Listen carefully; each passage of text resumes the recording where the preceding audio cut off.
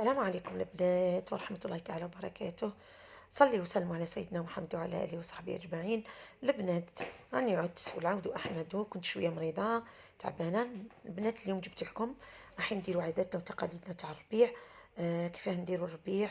الربيع أنا ما نعتبروش عيد، هي عادة برك نحتفلوا في فصل الربيع بعاداتنا وتقاليدنا الجزائرية اللي الناس كل تعرفها. هنا في الشرق بزاف نحتفلوا بالربيع هذا، وذوك عادوا حتى في الشمال وفي الوسط وفي الغرب عادوا هما ثاني يحتفلوا بهذا الربيع. انا قلنا ماهوش عيد، هي عاده فقط. البنات، اول حاجه راح نبداو بها بسم الله على بركه الله هي تنقيه الغرس. كيفاه نقيو الغرس او نقيو الغرس كما نقولوا احنا في الشرق. البنات، انا شفت هذه الطريقه عجبتني بزاف.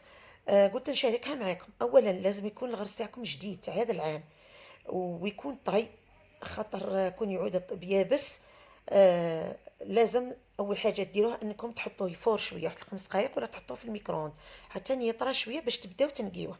شوفوا البنات، الطريقه راهي سهله مره. الناس اللي شويه مقلقه مش قادره، الناس اللي ما عندهمش الوقت، الناس اللي حابين يديروا مشاريع، هذه الطريقه راهي مليحه ليهم.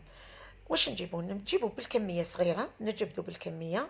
راني قلت لكم هذا الغاز تاعي راهو جديد، وراني تفقدتوا البنات، ما فيه لا دود ما فيه والو، وراه كثرته راهو دقله ماهوش تمر هذاك اليابس. شوفوا هذيك الزغبه اللي نقيتها، شوفوا كيفاه تعجنت. قد ما كان الغرس جديد وقد ما كان طري يصلح لكم به المقروط، يصلح لكم به المبرجه، تصلح لكم به الرفيس. بسم الله البنات، شوفوا كيف يعني نبداو بشويه بالكميه، برك بالكميه صغيره. نحطوا شويه زيت ونبداو نعجنوا هكذا بيدينا كيما نعجنوا الكسره. راهي العلفه هذيك ولا العظمه هذيك تاع التمر تخرج وحدها، تزلق تخرج وحدها. وفي وقت هكذا وجيز تقدروا تنقيو كميه كبيره.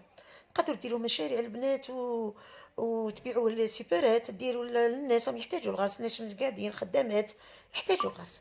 بشويه بشويه البنات حتى هكذا تكملوا الكميه تاعكم. ومن بعد تشوفوا بصبعكم هكذا، تمسوا بصبعكم اذا لقيتوا ذوك الشابوات هذا، والله ما فيه شابوات بزاف، ما فيش، خلاص غير قليل. تقدروا تنحيوهم بكل بساطه وتديروا الغرس تاعكم. هاو البنات، بعد ما خلصوا انا دوك 5 كيلو تاع البيدون عطاوني حوالي 3 كيلو وشويه تاع غرس. لهنا ما زدت له حتى نكهه، غير لميتو البنات وحطيتو فيه هذا البابي فيلم. ومن بعد زيد نحطو في ساشيات هذوك تاع الكونجيلاسيون ونحطو في الفريجيدير. كي نسحق نجبد، نزيد نعاود نعجنو شويه ونكهو بالشي اللي حبيتو. البنات نصيحه، اذا كان راح ديروا به البراج ما ترحيوهش، واذا كان راح ديروا به رفيس ثاني ما ترحيوهش، خليو الرفيس هكذاك. لازم يجي الغرس فيه هذوك كيما نقولوا هذوك الحبيبات تاع التمر هذوك والقشور هذوك باش يجي الغرس بنين. واذا كان راح نديروا به المخروط لازم ترحيوه، نكهو بالشي اللي حبيتوه. ان شاء الله يعجبكم الفيديو. في الفيديو القادم ان شاء الله نبداو نديروا الربيع تاعنا وعاداتنا وتقاليدنا. في امان الله وحفظه. مع السلامه.